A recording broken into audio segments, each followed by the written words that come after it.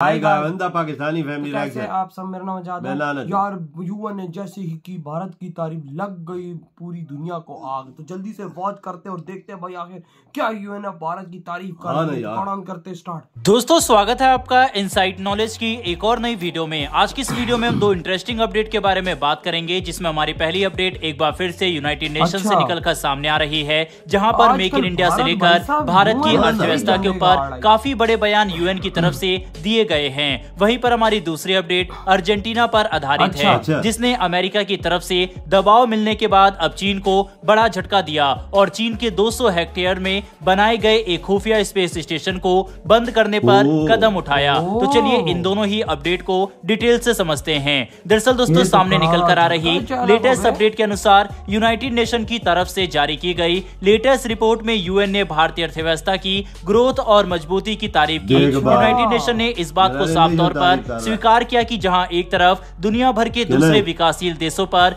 कर्ज बढ़ते जा रहा है, वहीं दूसरी तरफ भारत की अर्थव्यवस्था कर्ज की वजह से आगे नहीं बढ़ रही, बल्कि भारत सरकार की विदेश नीति और पीआईएल स्कीम की वजह से हमें ह्यूज फॉरेन इन्वेस्टमेंट देखने को मिल रहा है, जिससे भारत की अर्थव्यवस्था ग्रोथ हासिल कर रही है, जिससे यूनाइटेड नेशन काफी प्रभावित है। भारतीय अर्थव्यवस्था का हाल ही में विकास पीआईएल स्कीम मतलब जनहित याचिका योजनाओं और सरकारी विदेश नीति की वजह से हुआ है। भारतीय अर्थव्यवस्था ने हाल ही में एक तेज विकास दर अनुभव की है। इस विकास में जनहित याचिका, पीआईएल योजनाओं और सरकारी विदेश नीति का महत्वपूर्ण योगदान रहा है। पिछले कुछ सालों में भारतीय अर्थव्यवस्था में निवेशों की बढ़ती संख्या और प्रोडक्शन की वृद्धि के कारण विकास की गति में तेजी आई है। इस विकास में जनहित याचिका योजनाओं का बड़ा योगदान रहा है। जनहित याचिका योजनाएं उन योजनाओं को संचालित करती है जो समाज के विकास को बढ़ावा देती है, जैसे कि शिक्षा, स्वास्थ्य और आर्थिक विकास। ये योजनाएं सरकार को जनता के हित में कदम उठाने में मदद करती है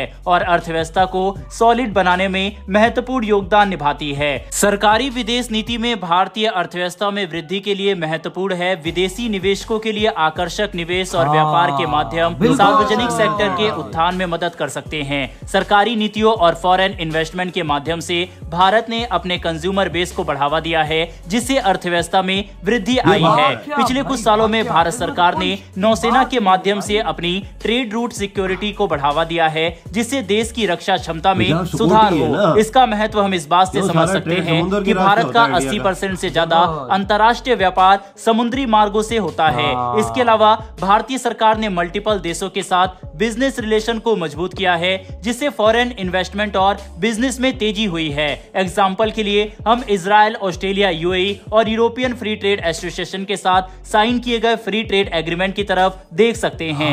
दोस्तों हमारी पीआईएल स्कीम और फॉरेन पॉलिसी ने भारतीय अर्थव्यवस्था को नई ऊंचाइयों तक पहुंचाया है। ये मैन्युफैक्चरिंग प्रोडक्शन में तेजी को सपोर्ट करता है और देश को अधिक समृद्ध बनाने में मदद करते हैं। इसका सबसे बड़ा असर हम सेमीकंडक्टर और चिप मैन्युफैक्चरिंग के क्षेत्र में देख सकते हैं। इसके क्षेत्र में भारत ने कई हजार करोड़ रुपए के फॉरेन इन्वेस्टमेंट हासिल किए और भारत की प्राइवेट कंपनियां दूसरे देशों के साथ मिलकर स्वदेशी प्लांट भी स्थापित कर चुकी है। और इन्हीं सब कारणों की वजह से यूनाइटेड नेशन ने भारत की जमकर तारीफ की है। बहरहाल बढ़ते हमारी दूसरी अपडेट की तरफ। तो दोस्तों ये अपडेट अर्जेंटीना की मौजूदा सरकार द्वारा उनके देश में मौजूद खुफिया चीनी स्पेस स्टेशन के खिलाफ लिए गए कदम को लेकर है। दरअसल लेटेस्ट अपडेट के अनुसार अर्जेंटीना की सरकार चीन के खुफिया स्पेस स्टेशन को बंद करने की सोच रही है और इस पर कदम भी लिए जा रहे हैं। दरअसल विवाद तब शुरू हुआ जब इस बात की खबर सामने आई कि चीन ने इस खुफिया स्पेस स्टेशन का इस्तेमाल अपने एग्रीमेंट के बाहर जाकर किया है। दरअसल चीन द्वारा अर्जेंटीना में बनाए गए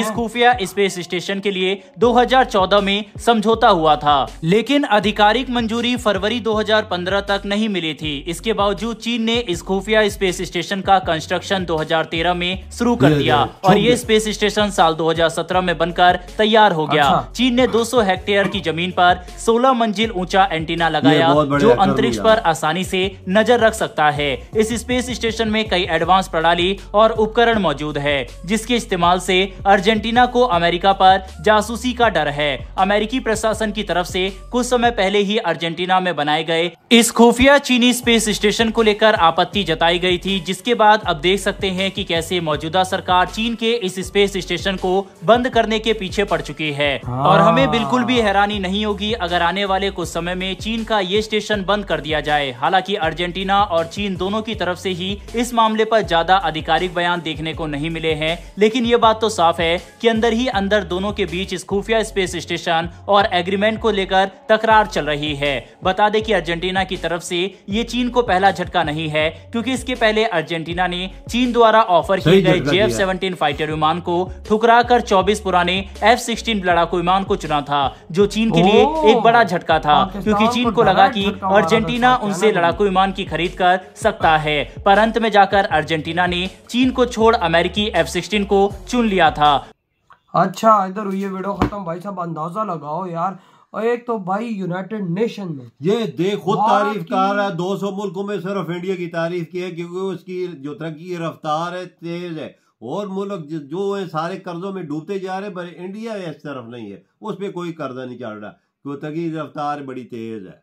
आप अंदाजा लगा, यूनाइटेड नेशन बोल रहा है ये मेक इन इंडिया का कमाल, ये बाहर की इन्वेस्टमेंट, ये बाहर के कमाल। उधर से अर्जेंटीना ने भी चाइना को झटका दे दिया, अर्जेंटीना ने भी भाई साहब चाइना को ऐसा झटका दिया, अब चाइना जगह पे नहीं है। ये देख, ये भी इंडिया के कहने पे हुआ लाला।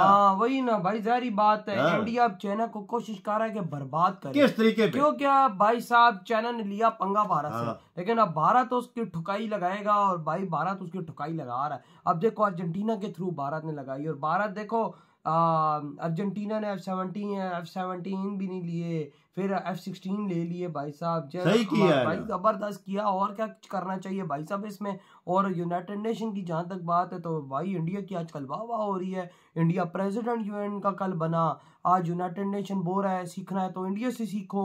और भाई जो 200 देश उनमें उनकी तारीफ नहीं हुई, भाई भारत की हुई है। ये अंदाजा आप लोग लगाओ कि कितनी बड़ी भाई वो एक प्राउड मूवमेंट है इंडिया के लिए कि 200 देशों में से UN ने चुना आज फिर इंडिया को। कल तो चुना यार, ये बात बड़ी चुनने गए है कि वो बोलते हैं कि और मुल्क पे कर्जा चढ़ रहा है, इंडिया पे ये चीज नहीं, उसने अपने आप को रोका हुआ है। भाई जहरी बात है, यूनाइटेड नेशन की सब पे नजर है। हालांकि भारत के आगे यूनाइटेड नेशन की औकात तो कोई नहीं है, लेकिन वही बात है कि भाई जब अगले गोरे 200 देशों के सामने जब आपकी तारीफ हो रही हो, वो एक प्राउड मूवमेंट होता है। और इंडिया की यहाँ पर हुई, और आप लोगों के वाकई हम पे प्राउड मूवमेंट है। हम बेकारियों को तो भाई यूनाइटेड नेशन के बाहर भीख के लिए बैठाया होता है, हमारा तो नाम ही नहीं होता। यूनाइटेड नेशन के गेट के बाहर हम लोग कटोरा पकड़ के हमारे PM समेत भाई जो पाकिस्तान का सारे होते हैं, जो वहाँ पर होते हैं, वो भाई साहब कटोरा लेके बैठे होते हैं। बिल्कुल, तो ये क्या बात ठीक है। वे यूनाइटेड नेशन को चाइना नजर नहीं आया, अमेरिका नहीं नजर आया, रशिया नजर नहीं आया, कितनी यूरोपियन कंट्री हैं,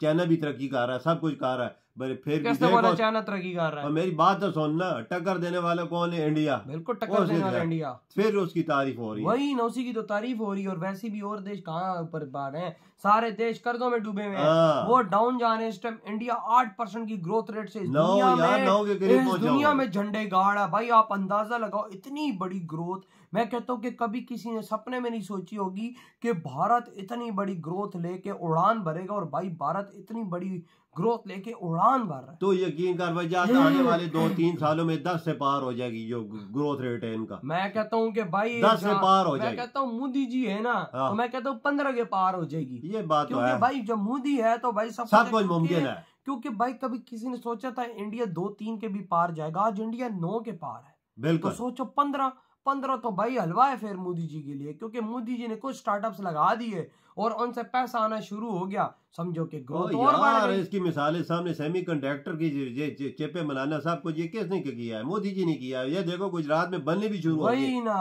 तो यार आपके क्या थॉट है भाई सब, इतनी बड़ी तारीफ है जो आज यूनाइटेड नेशन ने आप लोगों की है।